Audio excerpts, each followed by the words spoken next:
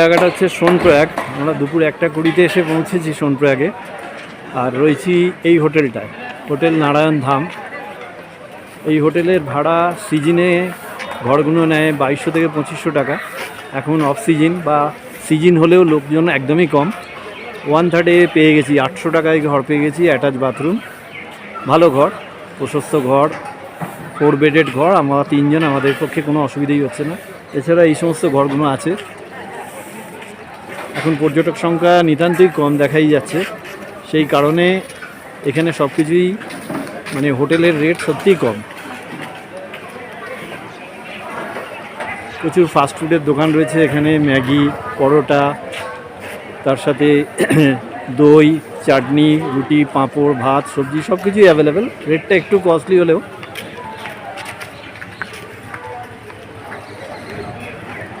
তুলনামূলকভাবে এই উঁচু জায়গায় এরকম রেট এক্সপেক্ট করা যেতেই পারে। এই দিকে সোজা চলে যাচ্ছে গৌরীকুণ্ডের রাস্তা, আমরা এই বরাবর কালকে এগিয়ে যাব।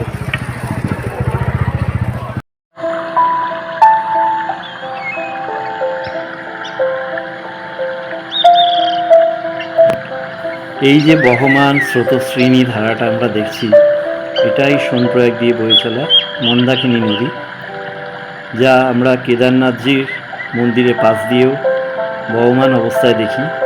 এবং এর গতি শেষ হচ্ছে রুদ্রপ্রয়াগে অলকানন্দা নদীর সাথে মিলিত হয়ে।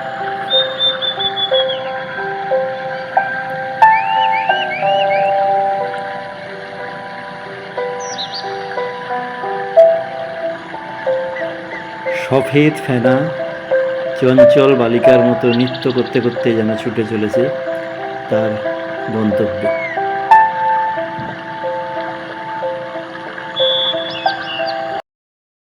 কেদারনাথ যেতে গেলে গৌরীকুণ্ড থেকে আমাদের যেতে হবে পায়ে হেঁটে। তা এই সোনপ্রয়াগের ব্রিজটা ক্রস করলেই দূরে যে গাড়িগুলো দেখা যাচ্ছে, এই গাড়িগুলোই আমাদেরকে গৌরীকুণ্ডে নিয়ে যায় মাথা পিছু 50 টাকার বিনিময়। যেমন একটা গাড়ি ওপরে চলে যাচ্ছে, অর্থাৎ গৌরীকুণ্ডে যেতে আমাদের এই ব্রিজটাতে আসতেই হবে।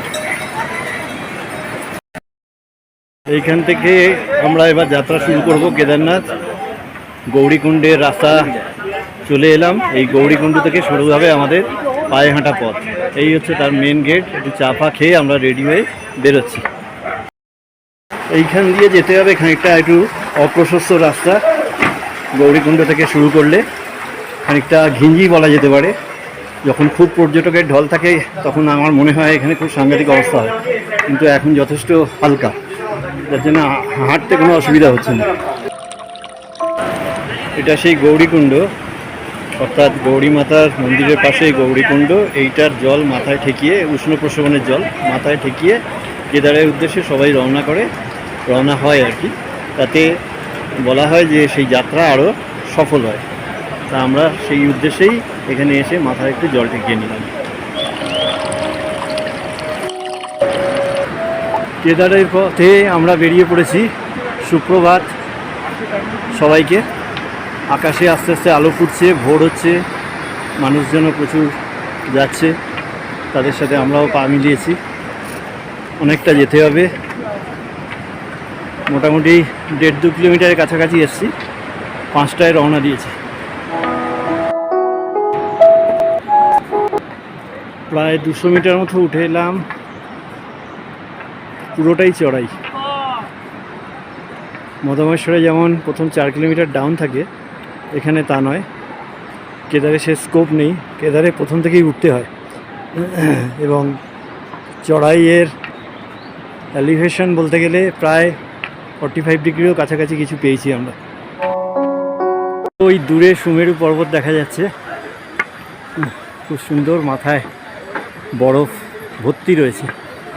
অনেকটা উঠেও এসেছি আস্তে আস্তে। পরিবেশ খুব সুন্দর, তবে খুব কষ্টকর জার্নি, এটাও ঠিক। এখনই সারা শরীর ঘেমে গেছি।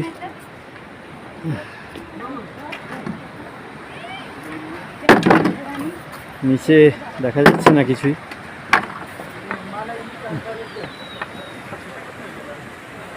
এখানে আমার মেয়ে হাঁপিয়ে গেছে, মা ছবি তুলছে মেয়ের। একটা প্রশস্ত জায়গা পেলাম, খুব সুন্দর। অনেকক্ষণ হেঁটে প্রায় 5 কিলোমিটার হবে না, 4.5 কিলোমিটার মতো এসেছি। এসে এই জায়গাটা খুব প্রশস্ত, ওই যে দূরে সব আসছে, আর সুন্দর সুন্দর ওয়াটারফলস এখানে আছে আর কি, এই ছোট্ট এইটুকু জায়গার মধ্যেই। ওপরে পাহাড়ে রোদ পড়েছে, দৃষ্টিনন্দন পরিবেশ এবং তার সাথে অভূতপূর্ব ক্লাইমেট।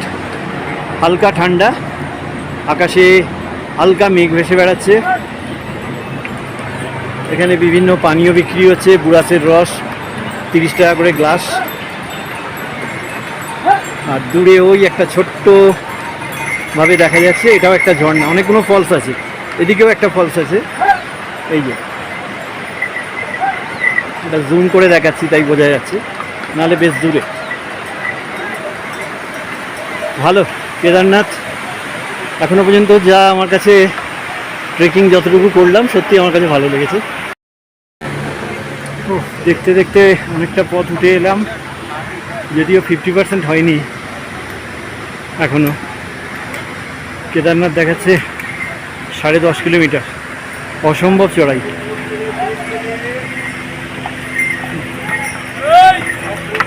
প্রচুর লোক আসছে। আসলে আজকে ওয়েদারটা খুব ভালো, সানি ওয়েদার, যে কারণে মানুষের সংখ্যাটাও একটু বেড়েছে। তার সাথে পরিষ্কার আকাশ, একদম নীল,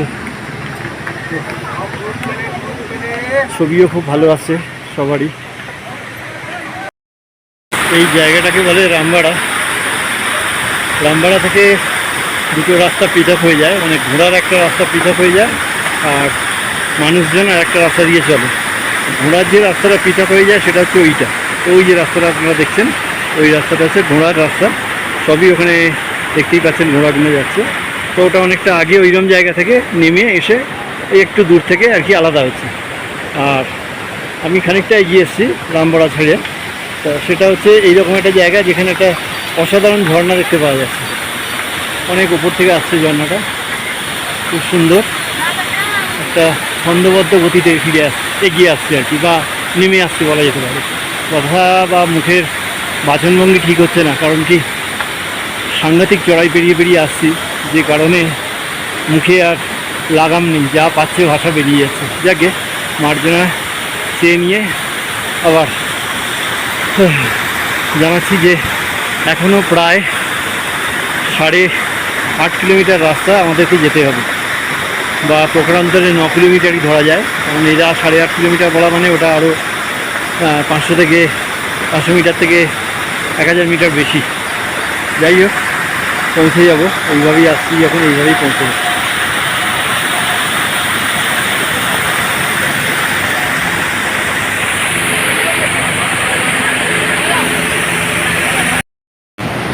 পায়ে পায়ে হাঁটতে হাঁটতে চলে এলাম কেদারের একটা জায়গা, ছোটা লিঞ্চলি। এটা একটা মাইলস্টোন। ওই যে ব্রিজটা যাচ্ছে, ওই ব্রিজটা হচ্ছে গিয়ে পৌঁছচ্ছে ওপারে, যে ওই যে নীল নীল তাঁবুগুলো দেখা যাচ্ছে, ওটা হচ্ছে ছোটা লিঞ্চলি। আর ওইখান থেকেই তোমরা খেয়াল করো, পুরো রাস্তাটা ওপরে উঠে যাচ্ছে, এই হয়ে এই গিয়ে ওই দেখো দূরে লোকগুলো যাচ্ছে, ভালো করে যদি দেখতে পাও। আমি একটু জুম করে দিলাম। ওই যে দূরে দূরে লোকগুলো যাচ্ছে, যেতে যেতে ওই যে নীল তাঁবুগুলো দেখা যাচ্ছে, ওইটা হচ্ছে বড় লিঞ্চলি। এই রামবাড়া থেকে বড় লিঞ্চলি রাস্তাটা 4 কিলোমিটার, সাংঘাতিক চড়াই। কেদারনাথ যাত্রী যারা থাকে তাদের কাছে এটা খুব বড় একটা পরীক্ষা। সেই পরীক্ষায় যারা পাশ করে যায়, ধরে নেওয়া হয় তারা একটা বড় হার্ডল পেরিয়ে এলো এবং কেদারনাথ যাত্রার পথে তারা সাফল্য লাভ করতে চলেছে। আর এই নিচে বয়ে চলেছে মন্দাকিনী, কেদারনাথের থেকে আসছে মন্দাকিনী, এই তলা দিয়ে যাচ্ছে। অপরূপ প্রকৃতি আজকে, তার সাথে সূর্যের আলো, নীল আকাশ, আর হালকা শরতের মেঘের আনাগোনা, অপূর্ব লাগছে, অপূর্ব। কেদারনাথ সত্যি ধন্য। কেদারনাথে ওই দূরে চলে যাচ্ছে হেলিকপ্টার, দেখা যাচ্ছে না। কেদারনাথে আসলে সত্যি একটা যেন মনে হয় মানসিক তৃপ্তি। আমি অর্ধপথে আসলাম, তাতেই একটা বিশাল তৃপ্তি পাচ্ছি। না জানি সামনে গেলে কত না ভালো লাগবে। যাই হোক, চলা যাক। এই গ্রুপে যারা আছে তোমরাও কিন্তু চেষ্টা করো কোনো এক সময় এটা একবার ঘুরে যেতে, অসম্ভব ভালো লাগবে। পাণ্ডবরা কুরুক্ষেত্র যুদ্ধে অনেক মানুষের প্রাণহানি ঘটিয়েছিলেন এবং এই পাপ থেকে মুক্তি পেতে ভগবান শিবের কাছে ক্ষমা প্রার্থনা করেন। শিব প্রথমে তাদের এই পাপ থেকে মুক্তি দিতে রাজি ছিলেন না, তাই তিনি ষাঁড়ের রূপ ধারণ করে তাদের কাছ থেকে পালিয়ে যেতে শুরু করেন। শিব যখন ষাঁড়ের রূপে কেদারনাথে পৌঁছন তখন তিনি সেখানে ভূমিতে নিজেকে অদৃশ্য করে ফেলেন। কিংবদন্তি অনুসারে শিবের দেহটি ষাঁড়ের আকারে বিভিন্ন অংশে বিভক্ত হয়ে যায়। তার মাথাটি একটি ষাঁড়ের রূপে প্রকাশিত হয় এবং বাকি অংশ পৃথিবীর মধ্যে অদৃশ্য হয়ে যায়। বিশ্বাস করা হয় মন্দিরের ভিতরের লিঙ্গটি শিবের এই অদৃশ্য অংশ থেকে তৈরি হয়েছে, যা প্রাকৃতিকভাবে গঠিত। পাণ্ডবরা যেখানে শিবের এই অংশটি অদৃশ্য হতে দেখেছিলেন সেখানেই এই মন্দিরটি নির্মাণ করেন। কেদারনাথ শিবের 11তম জ্যোতির্লিঙ্গ। সমুদ্রপৃষ্ঠ থেকে এর উচ্চতা 11,700 ফুট। মন্দির চত্বর থেকে 1.5 কিলোমিটার দূরে নির্মিত ধ্যান গুহার উচ্চতা প্রায় 12,250 ফুট। কেদারনাথ ভগবান শিবের 12টি জ্যোতির্লিঙ্গের মধ্যে বিশিষ্ট। পুরাণে তার মহিমা বর্ণিত হয়েছে।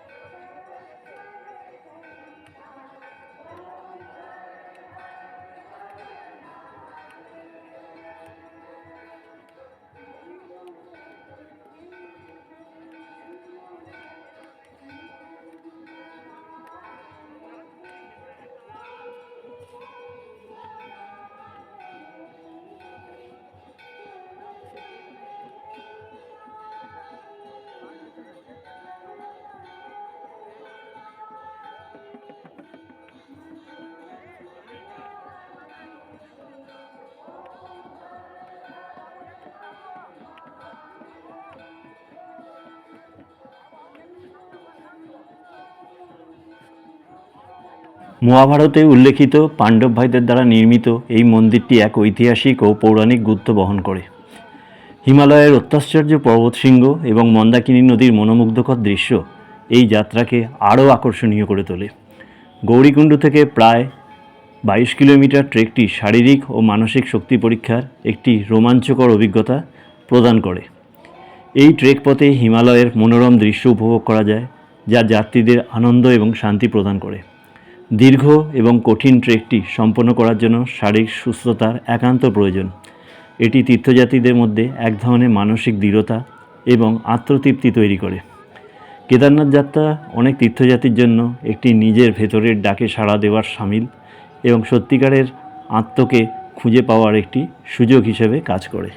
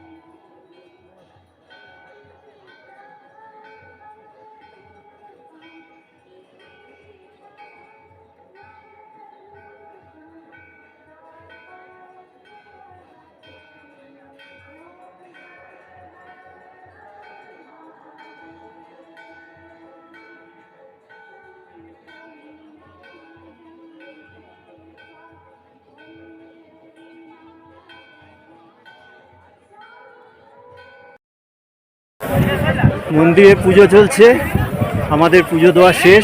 10টা বাজতে 10-এ লাইনে দাঁড়িয়েছিলাম, ঠিক 12টায় পুজো সমাপ্তি হয়েছে। এই লাইন এখনও রয়েছে, এখনও পুজো চলছে। তবে এক্ষুনি গেট বন্ধ হয়ে যাবে, তারপর আবার 1 ঘন্টা বাদে থেকে আবার শুরু হবে পুজো।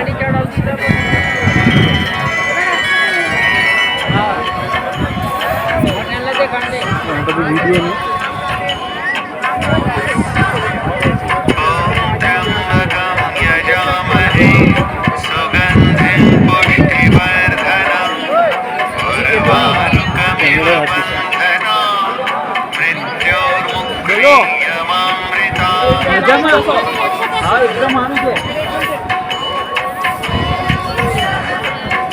आज पूजा जिला मारे